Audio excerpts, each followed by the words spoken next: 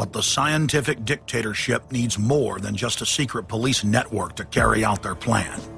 Citizen spies at every level of society have been recruited to keep their eyes and ears focused on everything their neighbors and co-workers are doing and saying. More than 50,000 private sector executives have been recruited by FEMA to secretly serve as deputy FBI informants under the InfraGard program. Now there are more than 75,000 preachers serving FEMA in the clergy response teams. Internal FEMA documents reveal that the majority of America's pastors now serve as agents of the shadow government. They are even instructed on how and what to preach. And as KSLA News 12's Jeff Farrell discovered, the clergy would help the government with potentially their biggest problem, us. From my cold, dead hands. Charlton Heston's famous declaration captures a truly American value, the overarching desire to protect our freedoms.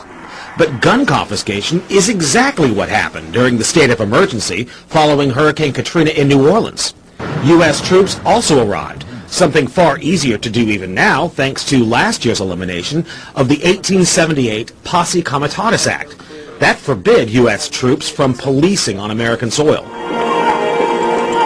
If martial law were enacted here at home, public fears and quelling dissent would be critical. And that's exactly what the Clergy Response Team, as it's called, helped accomplish in New Orleans. Jeff, the primary thing that we say to anybody is let's cooperate and get this thing over with, and then we'll settle the differences once the crisis is over. Such clergy response teams would walk a tightrope between the needs of the government versus the wishes of the public. In a lot of cases, these clergy would already be known in the neighborhoods in which they're helping to defuse that situation. For the clergy, one of the biggest tools that they will have in helping calm the public down or obey the law is the Bible itself, specifically Romans 13. Because the government is established by the Lord, you know, and that's what we believe in the Christian faith. That's what's stated in the Scripture. They prepare their flocks like sheep to the slaughter for gun confiscation, forced inoculation, and they tell them that it is a blessing to have their families broken up and put into FEMA camps. Irland, Frankreich, Portugal, Spanien, die Schweiz, Liechtenstein, Luxembourg, Polen, Ungarn, Romania. Adolf Hitler bragged that his most powerful domestic tool, used by the Nazis to control the people, was the servile clergy. And his favorite Bible verse was Romans 13, render unto Caesar. Either you are with us or you are with the terrorists.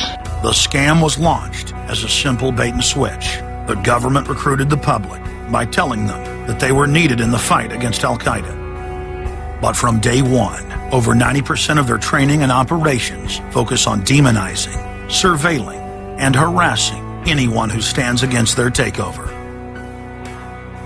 The Department of Homeland Security calling on firefighters to take on a new role in the war on terror. The idea to be the eyes for the U.S. government when they're inside a home. Now, unlike police officers, firefighters don't need a warrant to go into private houses. And critics say that's where things get sticky. Cable company repairmen, truck drivers, maid services, and hundreds of other professions that go inside homes and businesses without warrants are now on the government's payroll as citizen snitch spies. But Big Brother doesn't stop there.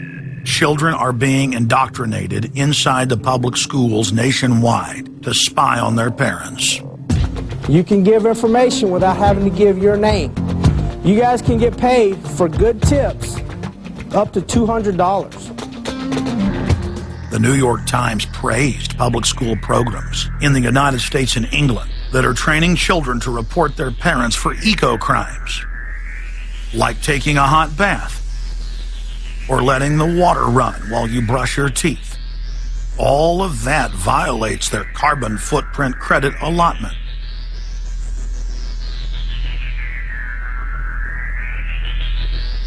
Check it out, check it out. And that's where we come in. We're the carbon cops and we're on the lookout for energy wasters. Our job is to get all Australian households to cut their carbon emissions. So Carbon Cops is a program that looked at energy use in a domestic sense. We went into people's houses and got them to reduce their energy use by 50%.